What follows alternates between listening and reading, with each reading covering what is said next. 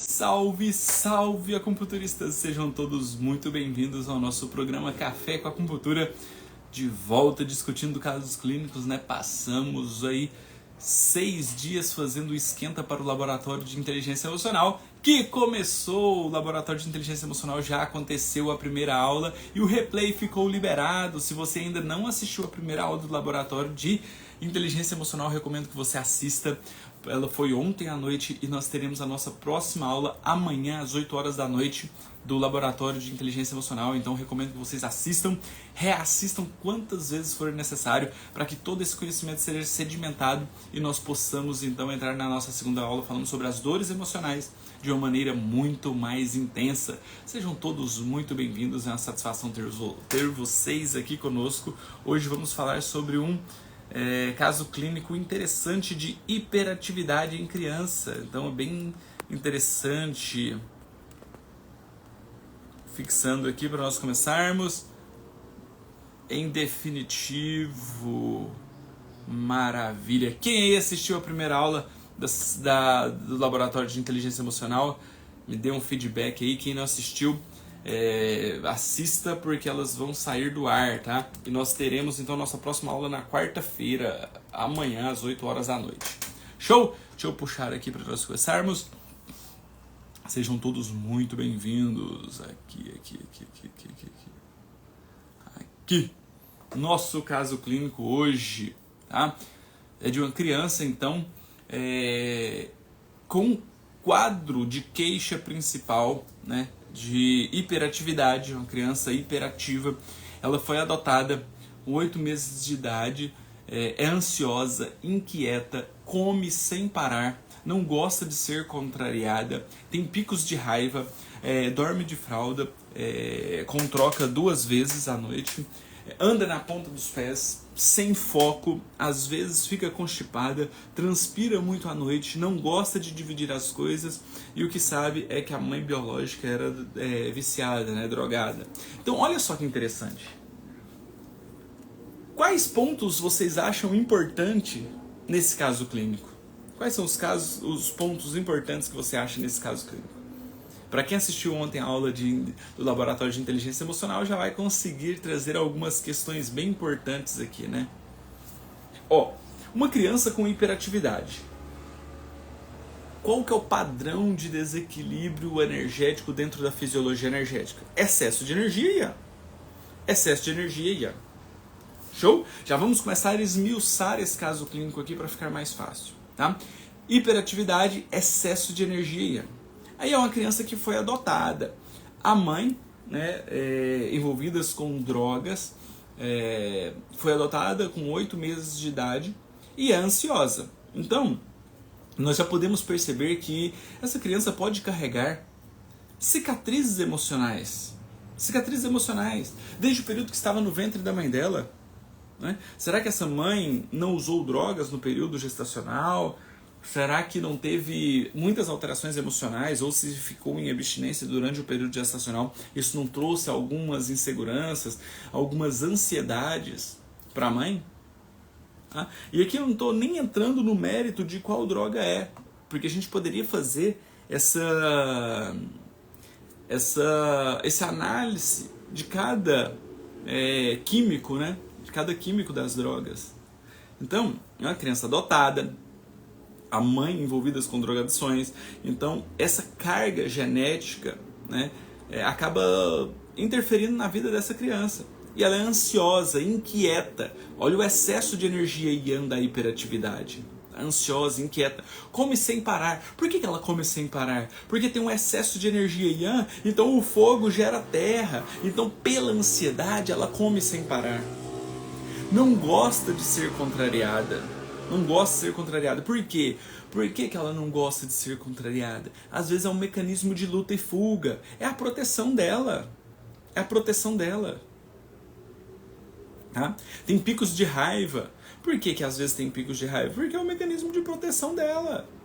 Ela tem que lutar contra todas essas inseguranças que ela tem. Então a raiva vem no mecanismo de proteção. Se uma pessoa entra em estresse, ele pode lutar ou correr. No caso dela, é luta. luta, raiva, enfrentamento. Dorme de fralda, então faz xixi durante a noite. A poliúria noturna, né, na criança está muito ligada à insegurança. A insegurança, ciúmes, tá? Anda nas pontas dos pés, isso aí pode ser uma característica da hiperatividade dela, né? Sem foco, como que tem foco? Você tem um excesso de energia yang, tá? Às vezes fica constipada, ou excesso de fogo, ressecando o intestino grosso, o fogo interferindo no metal. Transpira muito à noite. Por que ela transpira muito à noite? Porque tem muita energia yang. À noite, ela no ciclo circadiano, ela é mais yin. Se tem muito excesso de energia yang, o organismo precisa resfriar, precisa trazer a limpeza energética e emocional. Como que ela vai fazer essa limpeza energética e emocional, sendo que está tendo diariamente um comprometimento emocional muito grande, um excesso de energia yang o tempo inteiro? Então ela transpira para tentar trazer o yin, tentar trazer a limpeza energética e emocional durante a noite. Não gosta de dividir as coisas. Por que ela não gosta? Porque ela não sabe. As questões emocionais dela, ela não sabe se ela vai ter aqui, agora ou não, pelo histórico de vida dela. Então, ela tem a síndrome da possessividade. Consegue compreender aí esses detalhes? Então vocês percebem que é um quadro com muita energia yang, com excesso de energia yang, que está se desdobrando nos outros elementos. Show? Que vai se desdobrando nos outros elementos.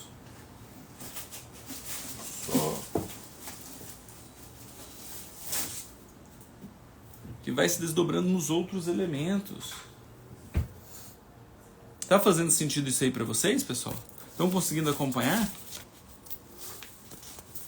E aí nós precisamos entender que por trás de todo esse processo, nós temos uma criança.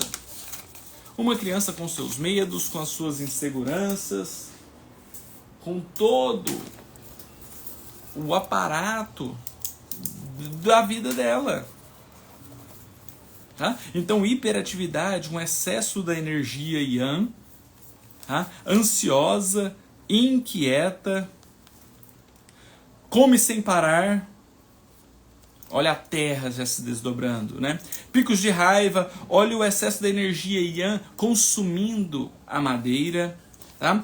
Insegura por conta da poliúria noturna, ciúmes, sem foco, constipação, transpiração à noite. Show? Perfeito? Conseguiram pegar aí? Então vamos para frente, vamos aqui no raciocínio clínico, tá? E aí nós conseguimos perceber que nós temos um excesso de fogo que está gerando muita terra, por isso que ela come sem parar, come por compulsão. Come por compulsão. O fogo consome os líquidos orgânicos, em especial do intestino grosso, constipação, tá? O fogo consome a madeira, gerando momentos de raiva. O fogo consome a água, gerando insegurança, ciúmes. Então, basicamente, se nós pararmos para pensar num padrão de desequilíbrio energético dessa paciente, ela tem um excesso de energia yang, que gera o quê? Que gera estagnação da terra, que gera deficiência da energia yang do pulmão. Por quê? Porque está acendendo muito para a mente, tá? Gera irregularidade na madeira e já está consumindo um pouco a essência. Até mesmo porque ela carrega no seu histórico esse DNA com cicatrizes emocionais. Não só as questões emocionais, mas advindos da drogadição. Show? Então, o principal padrão de desequilíbrio dela é excesso de energia, gerando estagnação da terra. Tá? Vamos fazer o diagnóstico da língua. Me ajudem aí. Diagnóstico de língua. Primeiro ponto que nós vamos avaliar, a saburra. Tem saburra? Sim ou não?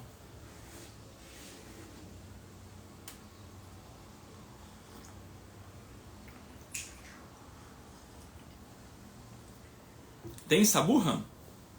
Saburra está presente ou ausente? Saburra está presente ou ausente? Qual a cor dela?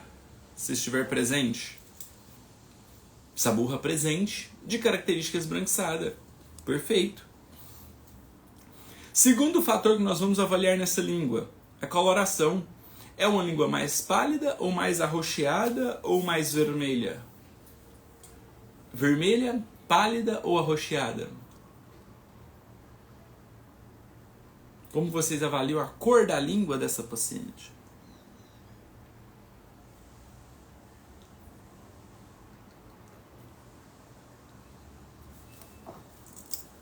A ponta mais vermelha e em geral mais pálida comparada com a ponta? Sim ou não? Show, perfeito, exatamente. Pontinha mais vermelha, restante da língua em comparação com a ponta mais pálida. Ótimo. Com relação às alterações de forma, tem fissura? Uma criança, olha, não tem uma fissura muito profunda, mas já tem uma fissura visível, né? E essa fissura, ela pega de onde? Da raiz e quase chega lá na ponta? Fissura da raiz até a ponta mostra um desgaste da essência? Olha a energia ancestral que a mãe acaba passando para essa criança por conta da drogadição. Tá?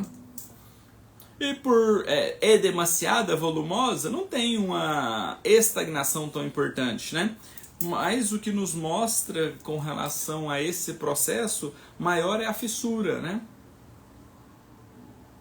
Não tem um edema tão importante assim para falar que é uma língua edemaciada, como a gente vê no adulto, que chega a bater nos cantos laterais. Ela pode ser um pouquinho mais volumosa ali, né, na sua altura, mas nada que nos mostra uma estagnação muito importante. Até porque ainda é criança, né?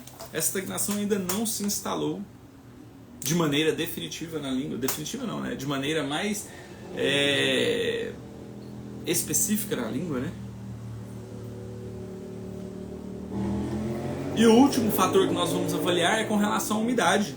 Essa é uma língua úmida ou uma língua seca? Totalmente úmida, né? Muito úmida, em especial aonde? No triplo aquecedor superior. Consegue ver o brilho de líquidos orgânicos aí no triplo aquecedor superior?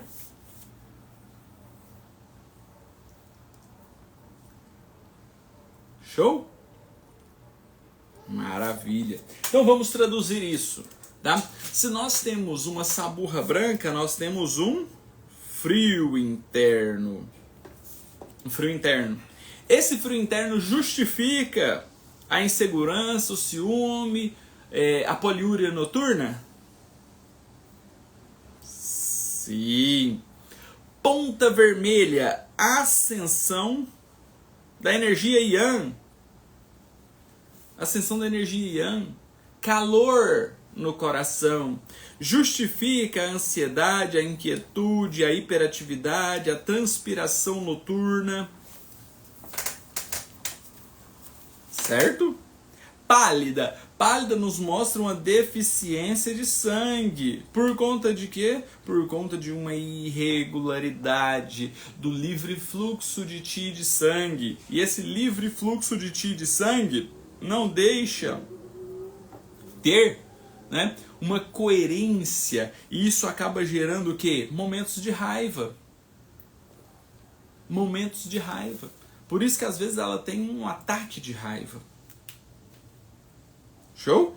É o consumo, o consumo da energia Yin através da ascensão da energia Yang. A energia Yang se acende consumindo Yin, gerando então uma deficiência do livre fluxo de energia e de sangue, deixando a língua com a característica mais pálida. Fissura da raiz até a ponta, uma deficiência da energia Yin Qi do baço com um consumo da essência. Esse consumo da essência já seria natural, né? Por conta das características da mãe. E aí nós precisamos entender que essa qualidade, essa quantidade de energia ancestral, nós não conseguimos aumentar, mas nós conseguimos melhorar a qualidade dessa essência para essa criança ter uma vida tranquila, um bem-estar, uma calmaria mental. Se essa criança, olha aqui, vamos fazer só um raciocínio clínico aqui bem importante. Se essa criança tem sinais de hiperatividade, se essa criança tem ansiedade, inquietude, come muito, né, uma compulsão alimentar, raiva, às vezes insegurança, ciúmes, constipação intestinal, se fisicamente ela apresenta essas características de excesso de energia yang, de calor, como que vocês acham que está a mente dessa criança? Como vocês acham que está a mente dessa criança? É uma mente tranquila ou uma mente extremamente agitada? Essa sintomatologia dessa criança pode ser apenas a tradução daquilo que consome a mente dela 24 horas por dia. Tá fazendo sentido isso para vocês? Faz sentido isso para vocês? Eu gosto sempre de trazer esses raciocínios para a gente olhar para o nosso paciente de uma maneira diferente, para nós podermos olhar com empatia maior para os nossos pacientes, independente se seja criança, adulto, idoso. Quando nós temos esse olhar para o nosso paciente, fica mais fácil de nós nos colocarmos no lugar dessa criança ou dos nossos pacientes. Então, quando nós entendemos que a mente dessa criança pode deixá-la extremamente insegura, ansiosa, compulsiva, sem clareza mental, sem discernimento, sem planejamento, ela faz as coisas às vezes por impulso, por conta da energia yang, por conta de uma agitação mental. E aí nós precisamos, além de nos colocar no lugar dessa criança, fornecer para ela um cuidado especial para que essa criança possa ter momentos de calmaria mental. Que essa criança possa ter segurança para às vezes parar e na brincadeira dela ali ter uma mente mais tranquila, menos agitada. Para que o cortisol dela diminua um pouquinho, para ela deixar de ter esses impulsos de raiva. Pessoal, vocês estão conseguindo pegar esses detalhes? E aí essa língua dessa paciente está úmida. Então tem deficiência de energia yang. Então tem deficiência de yin, tem deficiência de yang. Então tem deficiência de Qi geral. Deficiência de Qi geral. Por quê? Porque o yang máximo, o excesso de calor está consumindo o yin e o yang. O calor, que é uma energia secundária, está consumindo as energias primárias, o yin, o yang e a essência. Show? Perfeito. Perfeito. E aí, nós precisamos tratar essa criança. Como vocês tratariam essa criança depois de todo esse raciocínio clínico que nós fizemos? Por onde vocês começariam a tratar essa criança? Qual o vaso maravilhoso que vocês usariam para tratar essa criança?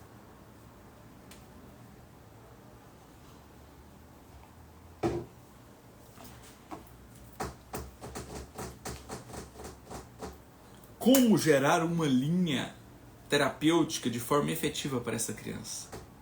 Nós temos 4 vasos maravilhosos. Foi operada de adenoide, né? Foi operada de adenoide.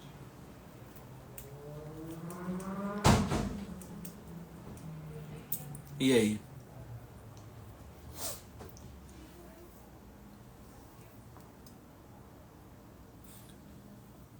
Qual vaso maravilhoso você usaria para essa criança? Para proteger a essência dessa criança, para acalmar a mente dela, para trazer uma calmaria mental, para melhorar essa hiperatividade, essa inquietude, essa ansiedade, o comer por compulsão.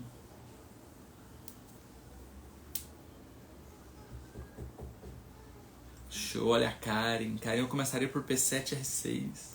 É uma boa, é uma boa. Usaria algo a mais? Usaria algo a mais?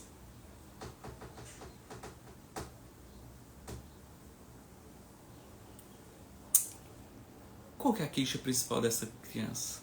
Hiperatividade, ansiedade. Então, você pode associar baço 4 mais pericárdio 6, porque o baço 4 vai estabilizar a energia yin. O baço 4 vai melhorar essa compulsão pela ansiedade. E o pericárdio 6 vai melhorar esse excesso de energia yang. Esse excesso de energia yang. Então, baço 4 com pericárdio 6 é um ótimo vaso para nós começarmos. E lógico, já associamos ele com o que a Karen falou. P7R6, porque o R6 vai trabalhar a essência e o P7 vai trabalhar essa deficiência de energia yang que está acumulando líquidos ali na língua. Vai melhorar a energia dessa criança. Show? Então, baço 4 com pericárdio 6 e P7R6. Para trabalhar não só as questões emocionais, mas a ansiedade, estabilizar o yang e também melhorar a qualidade da essência. Qual o ponto de tratamento nós usaremos para essa criança? C7 é um bom ponto para tratar o excesso de energia yang. Baço 3 é um bom ponto para trabalhar a deficiência de yin.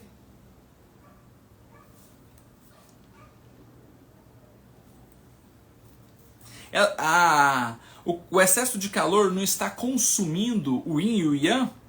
P7 não seria um bom ponto para tratar a energia yang? Então, baço 4 com pericárdio 6 e P7R6 para vasos maravilhosos. Pontos de tratamento: coração 7, baço 3 e pulmão 7. E quais pontos de indicação nós poderíamos usar para essa criança? Que tal Intan e VG20? Então, mais VG20. Se for uma criança que aceita agulhamento, será que ela aceitaria o eletro? Para dar uma calma nessa mente dela? Ela tem horas constipações intestinais. IG4. O IG4 não seria um bom ponto? Porque o IG4, além de trabalhar o intestino grosso, a mobilidade do intestino grosso, melhorar a constipação intestinal, ele descende a energia yang. Ele descende a energia yang.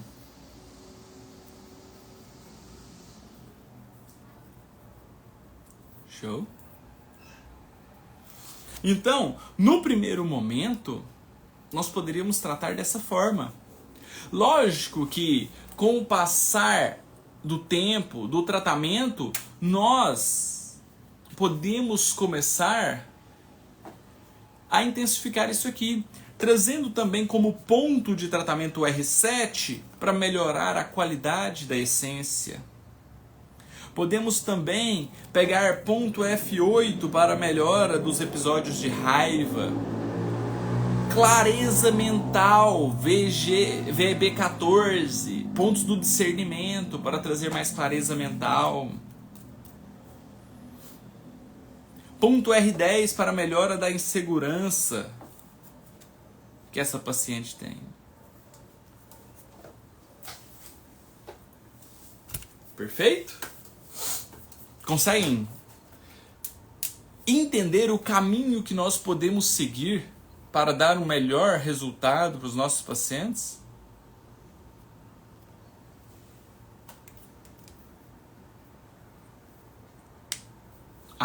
Mas agora nós precisamos tratar essa paciente de uma forma ainda mais profunda. É uma criança que vem de uma gestação, às vezes até um pouco mais complicada, né? uma gestação um pouco mais complicada, não sabemos como foi essa gestação. É uma criança que foi adotada com 8 meses, de uma mãe que não podemos culpar a mãe, né? Vítima das drogadições, vítima de uma falta de força de vontade, de um discernimento, que acabou entrando por um caminho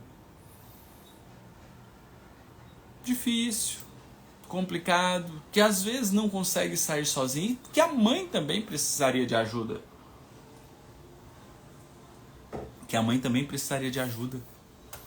Então essa criança é uma criança que tem muitas características para nós utilizarmos a dessensibilização gestacional, para que essa criança ela não fique à mercê, né, dessa carga genética, dessa carga emocional, dessa carga de essência na qual ela foi gerada. Então a dessensibilização gestacional é um ponto muito importante de tratamento com essa criança, para que possamos limpar essas emoções que ela carrega desde o período que estava no ventre da mãe dela, desde o momento que estava no ventre da mãe dela. De todas as inseguranças, os medos, as agitações mentais, as raivas que essa mãe possa ter sentido durante o período gestacional. E eu faria também a dessensibilização da água. Por quê? Porque a água é uma fonte de prevenção da essência. E essa criança já tem uma língua que tem uma fissura que pega da raiz até quase a ponta. Então, além de prevenir a essência, eu melhoraria a questão da insegurança, do medo, da poliúria noturna. Sem falar que a água é uma fonte de estabilização do excesso da energia Yang. Ah, professor, mas você não faria a dessensibilização do fogo? Faria também. Essa é uma criança que ela provavelmente ela tem necessidade de passar por todas as dessensibilizações, porque ela tem mix de emoções de maneira geral. Então sim, dessensibilização da água, dessensibilização do fogo para acalmar a mente, dessensibilização da terra para estabilizar a energia Yang, dessensibilização do metal para limpar possíveis insatisfações e tristeza, até mesmo porque ela tem episódios de constipação intestinal, dessensibilização da madeira, até porque a língua dela tem sinais de palidez, e melhorar os momentos de raiva, de ascensão da energia Yang. E aí o que eu sempre falo, que tratar as emoções não é puramente você fazer uma ou outra sessão. É um tratamento, é uma linha terapêutica. Ah, professor, mas é criança, e se não aceitar a agulha? Nós temos excelentes resultados com o laser. Ah, professor, não tem o laser também. Então usa o Stipper, que tem resultados incríveis em crianças também. Stipper. Seleciona esses pontos das dessensibilizações, coloca com o Stipper e vai vendo a evolução dessa criança. Show? Incrível? Fez sentido isso aí para vocês? Fez sentido isso aí para vocês? Tá? Então, se fez sentido e vocês querem aprender mais, essa linha terapêutica de dessensibilização emocional profunda, que vai trazer racionalização, conscientização, limpeza emocional, autoequilíbrio e autocontrole das emoções, eu te convido para assistir às aulas do Laboratório de Inteligência Emocional. Nós tivemos a nossa primeira aula ontem e essa aula ficou com o replay liberado. Então vai lá, assista o replay dessa aula, porque amanhã às 8 horas da noite eu entro para a nossa segunda aula e na quinta-feira, às 8 horas da noite, eu farei uma aula prática para mostrar algumas dessensibilizações para vocês e protocolos que podem melhorar o discernimento e a clareza mental dos seus pacientes para você começar a ter um resultado ainda mais incrível tratando as emoções mais profundas dos seus pacientes. Então, se você tem interesse nesse conteúdo, me chama no direct, me pede o link, tá? Ou lá no link da minha bio também tem a inscrição para o Laboratório de Inteligência Emocional. Faça sua inscrição, é gratuito. Ele só não vai ter um replay por muito tempo. Então, as aulas ficarão disponíveis por pouquíssimo tempo. Então, vai lá, assista, aproveita esse conteúdo que pode transformar a sua vida. É gratuito, vai lá, assista. É 1 hora de aula, cada aula mais ou menos. Vai lá, assista. E você pode ter uma transformação na sua forma de anamnese, diagnóstico energético, diagnóstico emocional e, mais ainda, você vai ter mais segurança em tratar os seus pacientes de maneira profunda, com resultados surpreendentes. Então, qualquer dúvida me chame no direct, tá? Amanhã faremos mais um caso clínico. Se você tem um caso clínico que queira que eu traga a minha visão dessa forma que eu estou fazendo aqui, me chame no direct que eu coloco aqui na lista de espera para a gente ir fazendo também, tá? Qualquer dúvida, estou sempre à disposição no direct. E vamos juntos, porque juntos nós podemos fazer uma transformação, ser agentes de transformação, fazer a diferença na nossa vida, na vida dos nossos pacientes, tá? Tenham todos um excelente dia e nos vemos em breve. Tchau, tchau, pessoal.